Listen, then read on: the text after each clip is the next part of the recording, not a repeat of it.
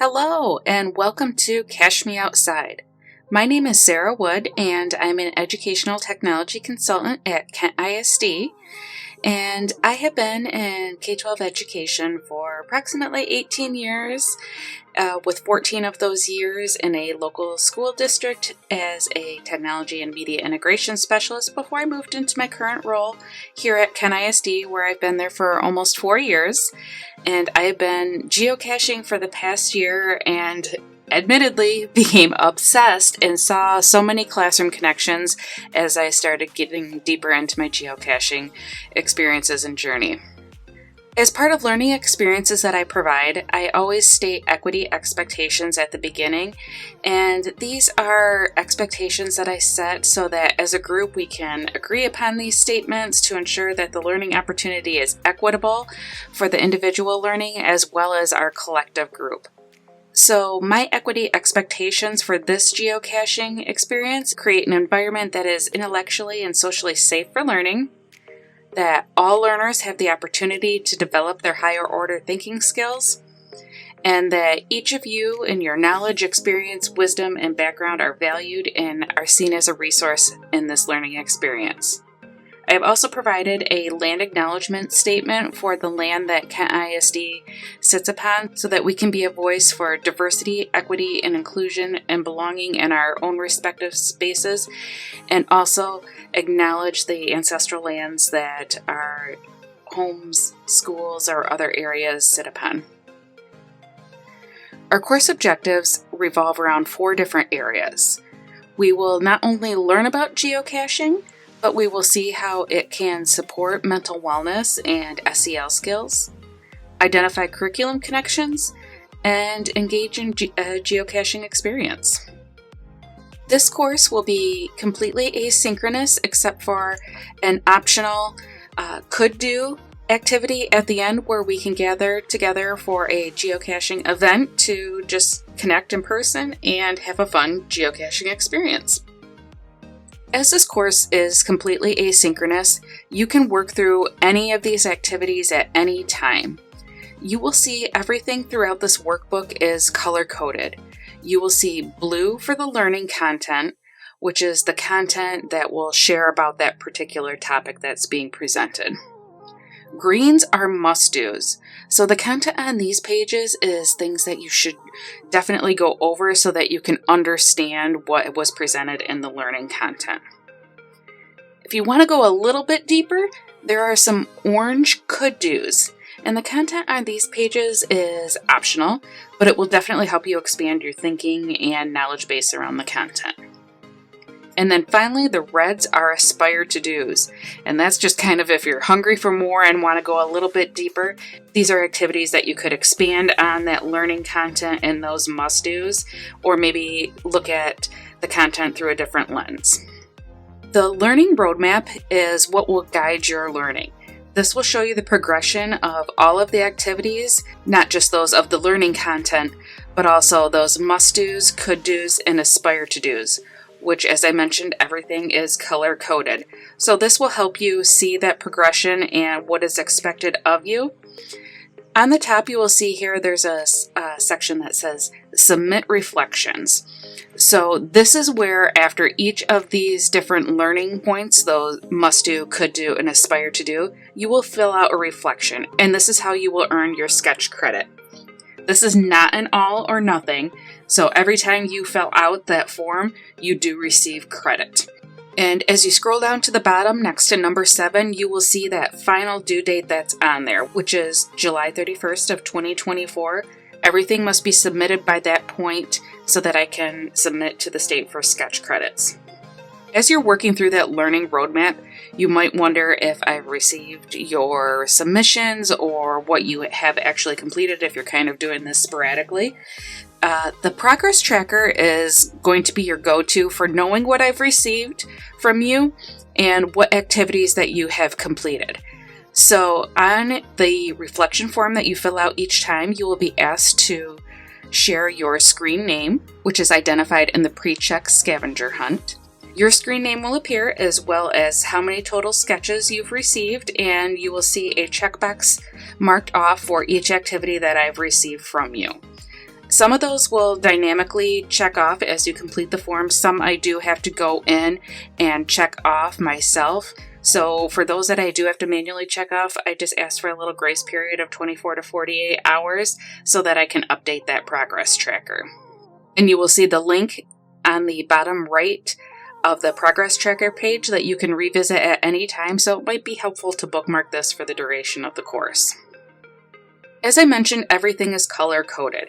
So when you work through the workbook, always look at the header for the page and see what color that header is in. If it is blue and has the blue circle in the upper right-hand corner, and you'll see a little LC on there for learning content, that is the learning content that you need to complete for that section. If you see that it is green and has the green circle in the upper right and then has an MD, that is a must-do for that section.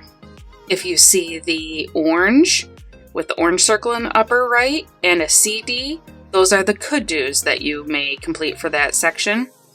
And then finally, if you see the red text with the red circle in the upper right-hand corner with an AD, that's the aspire to-dos. As you will see, each section has its own title page so that you can tell when you are moving into a new section. There is a point halfway through the course where you will complete a peer check, and this will be a flip response video. It's just a chance for us to actually see each other in person, as this is an asynchronous course, and a chance for you to show off maybe something that you found in your geocache learning and just kind of check in with each other. I not only encourage you to post the video for your peer check, but also come back later and see what others have had. Comment on their videos, engage in conversation. This is kind of our community place at our midpoint check here, and it's a great way to just get to know your classmates in this course. One thing that I would like to point out is the curriculum connections. This is something, depending on your role, you may choose to go into, you may not. But I still recommend working through this section to just learn a little bit more about geocaching and think about different experiences you might be able to leverage in your role around this. And keep in mind that when you are using geocaching in the classroom, you are not actually publishing geocaches that go on the geocaching website, as geocaches are not permitted to be published on school grounds just to keep our students safe, as geocaching is a public worldwide scavenger hunt and anyone can participate in that. So I just ask you to look through this section with an open mind, and if there are connections that you can make, great. If not, I totally encourage you to focus more on the mental wellness and SEL skills section so that you can take that approach and just do something for yourself and support your own mental wellness. And finally, as I mentioned at the beginning, the final experience for this course will be a community geocaching experience. This is actually listed as a geocaching event on the website. This is a meetup that will take place at Pickerel Lake Park in Rockford, Michigan in Kent County. And this is a Kent County park, so sorry, no geopups allowed. You have to leave your dogs at home. But this is a chance for us to get together face-to-face if you are able to make it. This will be a great way to just have a fun experience together. I will have snacks for this event, so food is always a bonus. But if you are not able to make that in-person geocaching experience, I completely understand, as people across the state are participating in this experience. I have also included some different options for things that you can do instead of attending that, so you can still receive that sketch credit for that geocaching experience. So this would just be a couple of options that you can choose from to document your experience so that we can kind of feel like we were there along with you. As always, I provide choices, but then I always give a free choice option. So if you have any other ways that you would like to document your experience, I am 100% open to it, and feel free to shoot any ideas by me. I'm happy to talk about that if you have something that's not listed on here that you would like to move forward with. And finally, the mastery check. The mastery check is kind of your checkout and final evaluation for the course.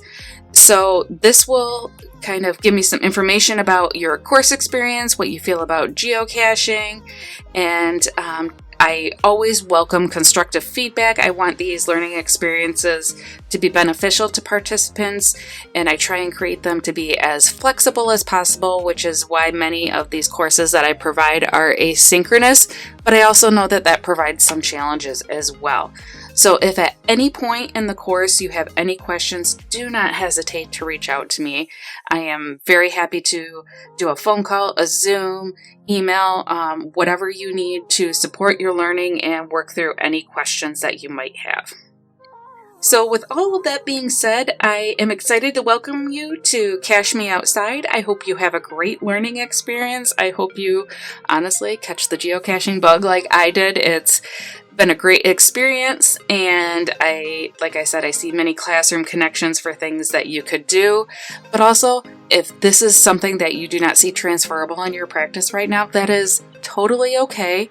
And every time I go out, it is an amazing grounding experience just being in nature, and I can see how it 100% mental wellness and just embracing nature, and for the most part, being screen free.